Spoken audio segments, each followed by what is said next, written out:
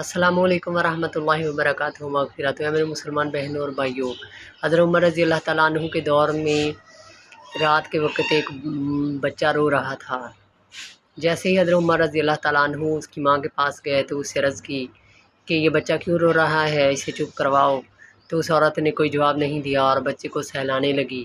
بچہ چپ ہو گیا۔ تھوڑی دیر بعد پھر بچے کے رونے کی آوازیں آئیں تو حضرت عمر رضی اللہ تعالیٰ عنہ پھر تشریف لے گئے اور فرمایا کہ بچہ چپ کرواؤ، یہ کیوں رو رہا ہے، مجھے بتاؤ اس کو کیا وجہ ہے۔ وہ عورت چپ رہی اور کچھ نہیں بتایا۔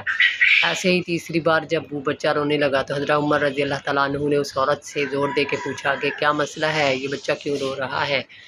تو اس عورت نے عرض کی کہ عمر رضی اللہ تعالیٰ عنہ خلیفہ ہیں اور انہوں نے بچہ جو چھوٹی عمر میں جس کا دودھ چھڑوا دیا جائے اس پہ وظیفہ رکھا ہے، تو اس لیے میں بچے کا دودھ چھڑوا رہی ہوں، تیرا ناس ہو۔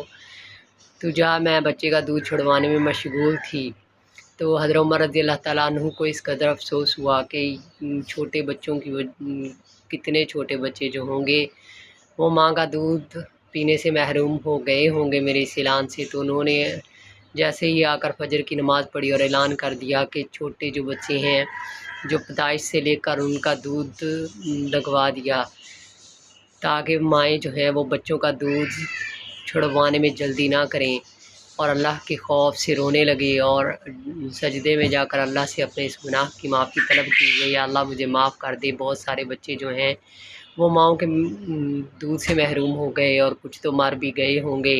میری جان پہ یہ عذاب نہ کرنا۔ اللہ رب العزت ہمیں صحابہ کے نقشہ قدم پہ چلنے کی توفیق عطا فرمائے، آمین۔